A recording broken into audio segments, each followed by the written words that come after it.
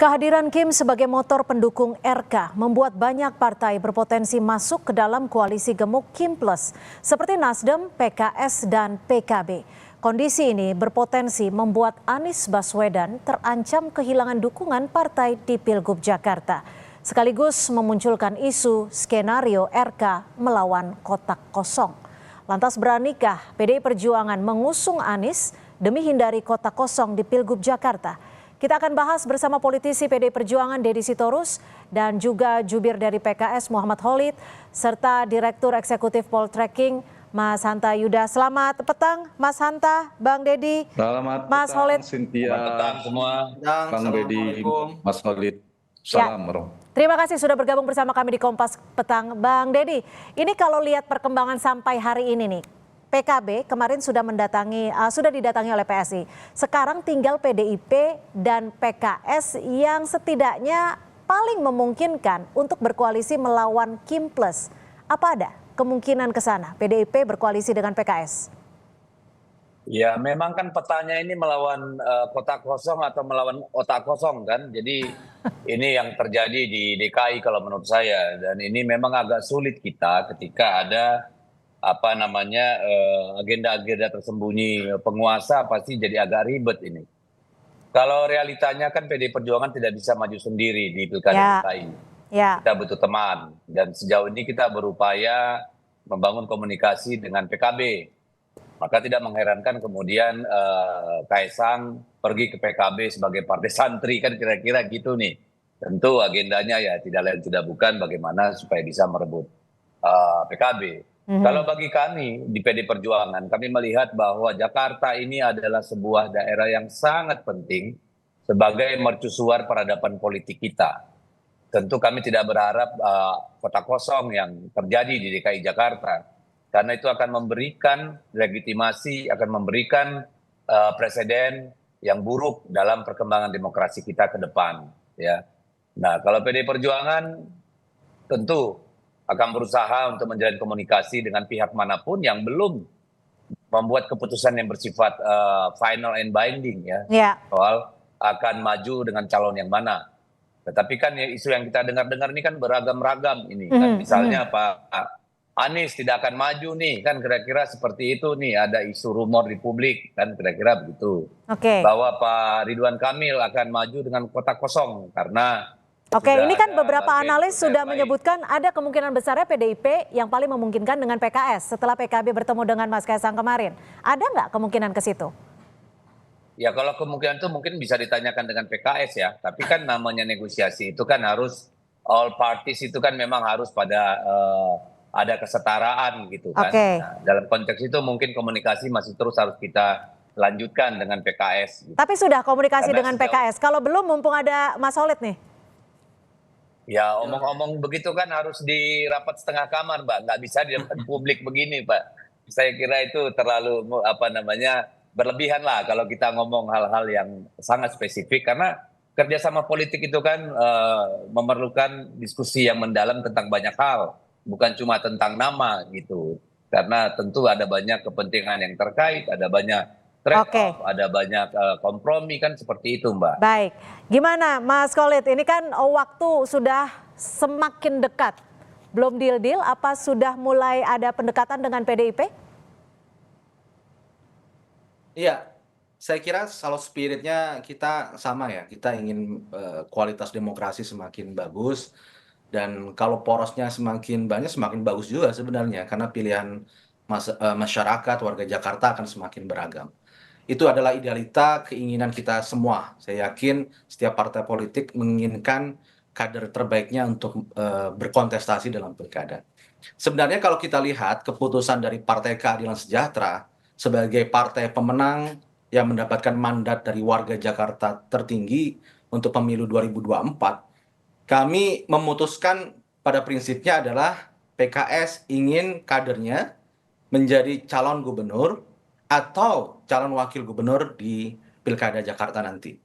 Jadi itu adalah poin besarnya. Kemudian PKS memutuskan dengan melihat konstelasi yang ada, kami memutuskan bahwa kita ingin mengusung pasangan Anies Sohibul Iman atau pasangan aman sebagai kandidat yang kita usung.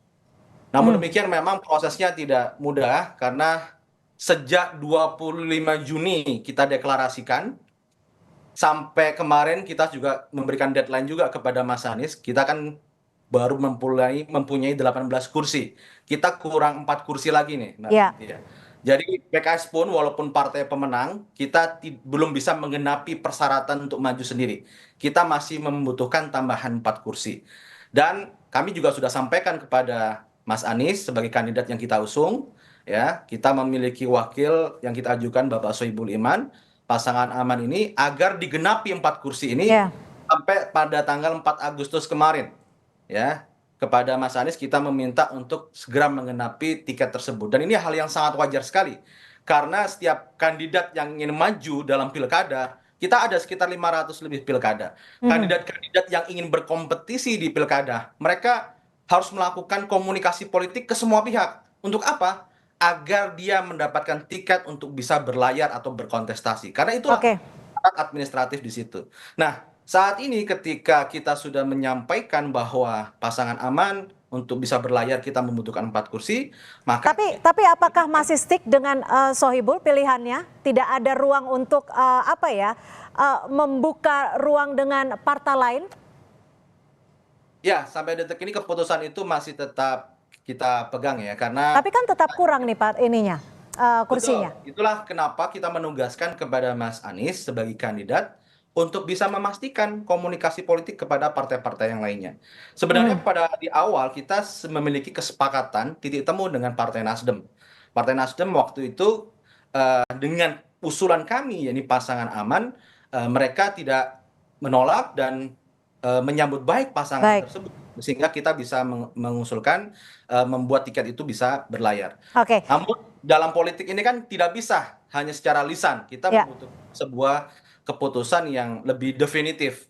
Nah, kemudian dengan inilah kita sekarang membuka sebuah pertimbangan-pertimbangan bagaimanakah setelah deadline 4 Agustus itu terlewati, karena itulah kesepakatan kita bersama dengan Mas Anies. Ya. Saya ke Mas Hanta. Mas Hanta, bagaimana melihat kondisi saat ini di mana posisi Anies Baswedan bisa dikatakan terjepit dan juga di tengah-tengah bagaimana Kim Plus ini semakin membuka ruang dengan setiap partai politik? Ya, Cynthia, peta elektoral Pilkada DKI kalau kita baca hari ini agak sedikit lebih terang dibanding sebelumnya. Dia sedang bergerak kepada 2 potensi peta. Satu, Kim Plus yang kemungkinan figurnya Ridwan Kamil itu berhadapan dengan kota kosong, atau betul-betul ada head to head pertarungan yang keras antara Kim Plus tadi, mungkin Ridwan Kamil, melawan lawannya, apakah Anies Baswedan atau yang lainnya.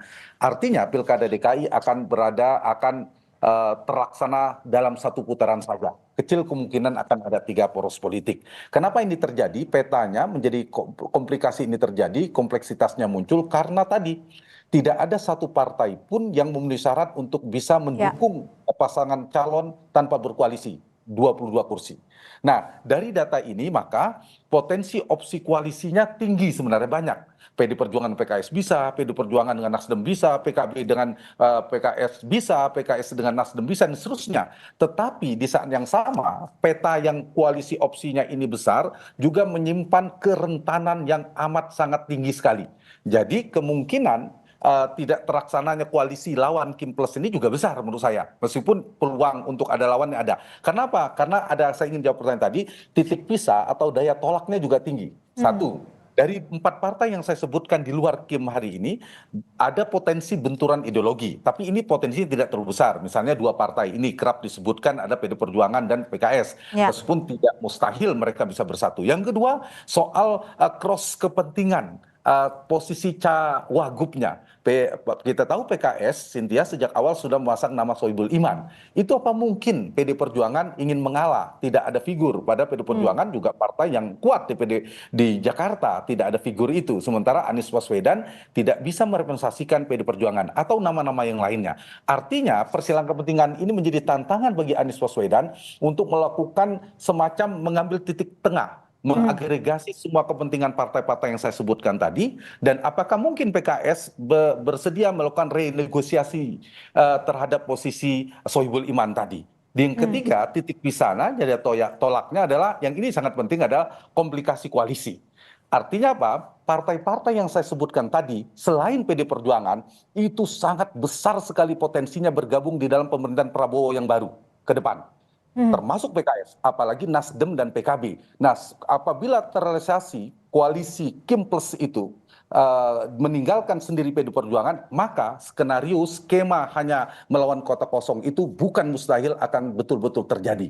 Oke. Jadi kuncinya memang ada di PKS seperti tadi Bung Khalid mengatakan berpacu dengan waktu ya mereka. Nah, kalau kemudian mereka gagal membangun koalisi itu bisa jadi itu terrealisasi. Nah, posisi inilah yang menyebabkan kompleksitas itu terjadi. Tetapi sedikit saya ingin nambahkan, apakah mungkin Ridwan Kamil dan koalisi Kim Plus ini mendapatkan lawan? Mungkin saja, karena mereka punya daya atau titik temu juga, kedekatan ideologi, punya kedekatan veto player. Kita tahu PKB dekat dengan PD Perjuangan, PKS mungkin dengan Nasdem dan sebagainya. Yang ketiga adalah komposisi koalisi mereka. Persyaratan 22 kursi itu mengharuskan daya dorong mereka harus menambah satu partai lagi. Tapi saya ingin menambah analisanya dengan yang tadi sama. Komplikasi koalisi ini juga terkait dengan persamaan posisi koalisi.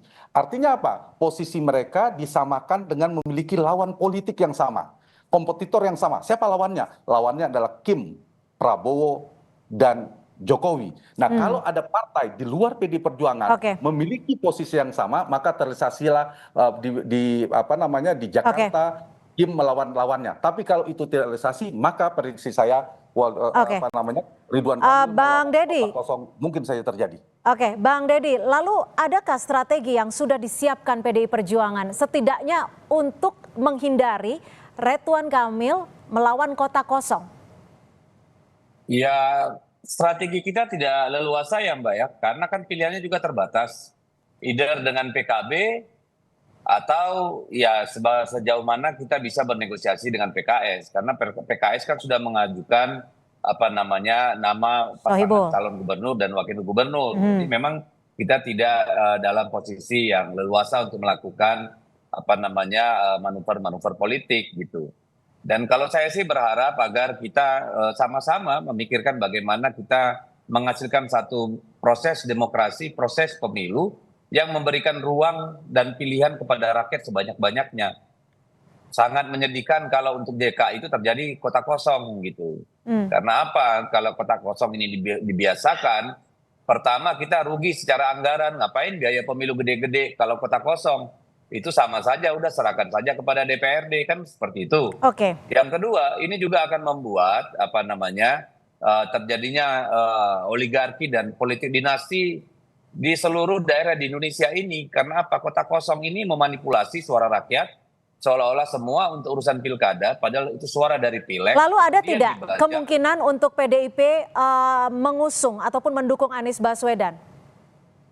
Kalau soal mendukung Anies Baswedan, saya kira kan tadi saya sudah sebut Mbak, ya, bahwa pilihan itu agak terbatas. Karena apa? Anies Baswedan itu kan diusulkan dengan pasangan calon yang sudah lengkap gitu. Jadi saya kira ya nanti kita lihat apakah ada ruang untuk memecah kebekuan ini atau tidak gitu. Saya kira proses itu masih ada waktu untuk kita bicarakan. Tapi saya lanjut yang tadi Mbak, ini penting banget bagi saya.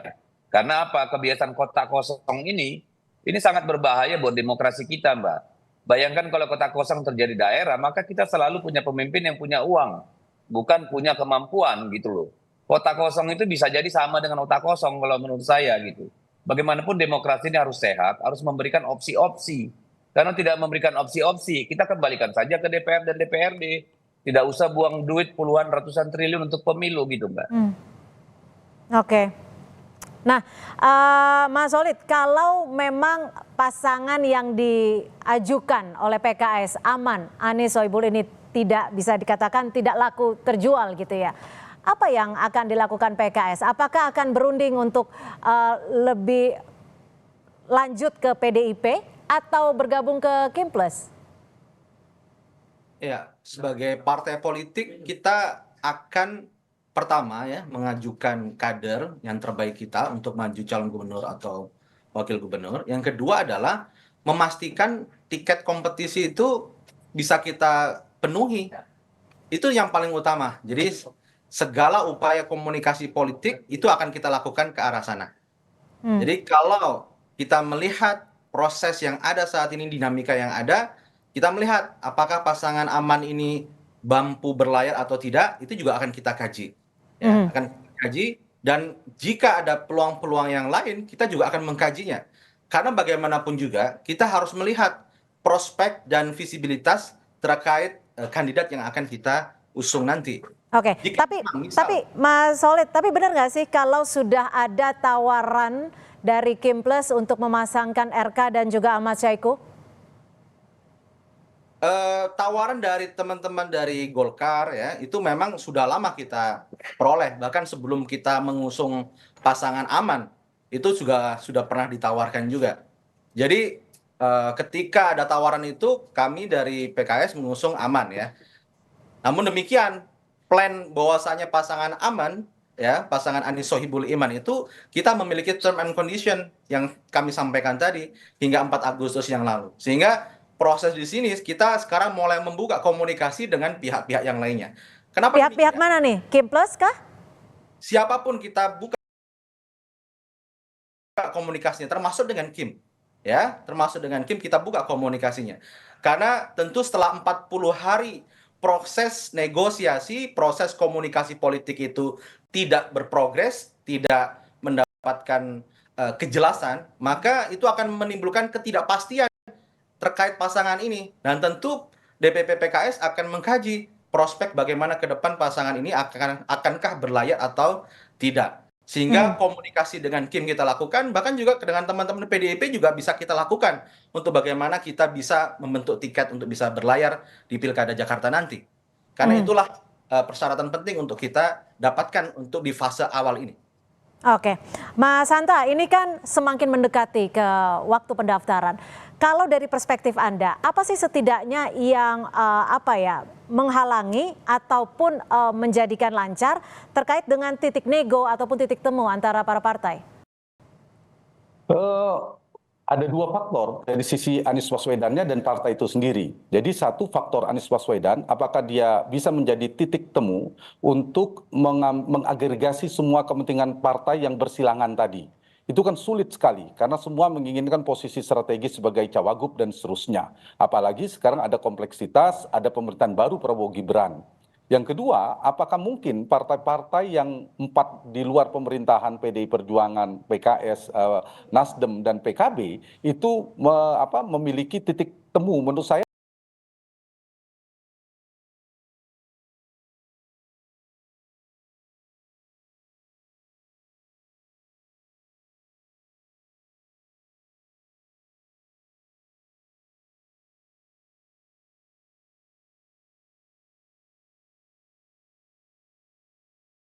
lebih kuat daripada faktor yang dimiliki oleh Kim hari ini. Nah, saya melihat tendensi ya, atau kata lainnya indikasi PKS merubah haluan politiknya per hari ini cukup keras, cukup kuat ketimbang yang sebelumnya. Ada 3 faktor kalau kita catat. Satu, ketika Presiden PKS mengeluarkan statement, undang-undang dong Pak Prabowo, PKS untuk gabung di pemerintahan. Itu kalimat penting untuk bergabung dalam pemerintahan. Artinya PKS membuka diri kemungkinan untuk bergabung di pemerintahan Prabowo Gibran. Di dalam Kim Plus itu ada Prabowo Gibrannya, tanda petik ya, pemerintahan pusat yang tidak bisa dipisahkan. Yang kedua, dukungan Partai Keadilan Sejahtera kepada Bobi di Sumatera Utara. Ya. Dan yang ketiga, komposisi yang barusan Cynthia tanyakan kepada Bung Khalid tadi tentang kemungkinan Presiden PKS Pak Syahiku itu dipasangkan dengan Ridwan Kamil. Nah, ini 3 tendensi ini yang memungkinkan kemungkinan kota kosong, skenario kota kosong itu terbuka lebar. Karena apa? Karena mungkin saja secara kandidasi, di mana strategi Kim memberikan posisi cagupnya diberikan kepada Ridwan Kamil yang merepresentasi Kim, cawagupnya kemungkinan besar, misalnya orang berpikir mungkin Kaisang sebagainya, tapi per hari ini menurut saya ada Kim Plus itu, yang di luar itu, yaitu PKS. Untuk apa?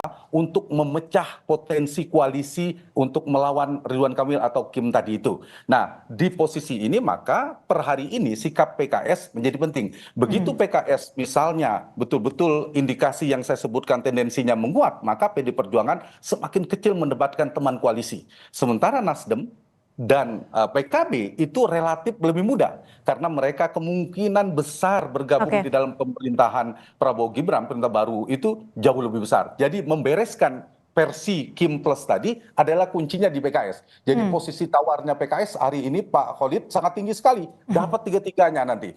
Satu bisa jadi Ya. kompos baru PKS dapat cawagup satu, yang kedua kemudian diajak ke dalam pemerintahan dan lebih pasti ketimbang misalnya Sohibul Iman wakil dengan Anies kan belum pasti. Nah kalau berpasangan kita ngomong kepastian Ya. terlepas dari sisi soal demokrasi tadi ya. Nah itu yang membuat potensi per skenario terbukanya Kim Plus melawan Oke. kotak kosong per hari ini cukup besar, bukan agak besar, tapi cukup besar bahkan sangat besar. Oke. Tetapi kita tetap membuka peluang kemungkinan ada yang terlempar. Kita balik ya, ada terlempar masuk ke dalam Kim, tapi bisa juga yang gagal di ujung kemudian berhasil menjadi teman PD Perjuangan. Per Oke. hari ini dari Ya. awal analisis saya hanya percaya sepenuhnya PD Perjuangan yang bisa di luar pemerintahan Prabowo Gibran dan juga mungkin di komposisi Baik. Coba cek di Jakarta. Baik, Kalau Mas. saya ada hitung-hitungan Hanura berapa? politiknya tentunya, realistis. Bukan pilihan Mas. negatif, tapi pilihan realistis. Baik, Mas Khalid, ini kuncinya di PKS. Singkat saja, apakah PKS berani untuk meninggalkan ataupun mengkhianati dalam tanda kutip grassroots-nya yang memang darahnya sudah ke Anies Baswedan dan maju ke Kim? Ya, seperti saya sampaikan tadi, bahwa kita ini sejak dari awal memang tawaran-tawaran itu begitu banyak kepada PKS ya untuk di Pilkada DKI Jakarta. Kemudian kita mengusulkan Anies Baswedan dan Sohibul Iman itu adalah salah satu formula untuk menangkap aspirasi yang ada tadi. Tentu itu harus dibarengi dengan itikad semangat dari Mas Anies sebagai kandidat untuk bisa menggenapi 4 kursi tadi itu. Sehingga sejak awal kita mengatakan ini adalah rencana plan A kita, bahwa ini yang kita prioritaskan. Tapi dalam politik itu kan tidak bisa kita hidup dalam situasi yang tidak pasti. Kepastian harus ada. Ini tiket ini bisa berlayar atau tidak. Dan inilah yang kita harapkan kepada Mas Anies sebagai kandidat dan kepada mitra-mitra teman kita untuk bisa memastikan apakah tiket ini bisa berlayar atau tidak. Tentu ketika tiket itu susah atau prospeknya tidak bisa berlayar, misalkan, maka kita harus bisa membuat opsi lain. Oke. Karena politik tidak dalam situasi yang sangat statis, tapi juga dinamis. Maka politik adalah seni kemungkinan, kita akan membuka opsi-opsi yang lainnya. Jika Baik. memang tiket ini tidak bisa berlayar. Baik, terima kasih Bang Deddy, Mas Khalid dan juga Mas Hanta sudah memberikan perspektif di sore hari ini di Kompas Petang. Selamat sore. Sore, Selamat sore. kasih semua. Assalamualaikum.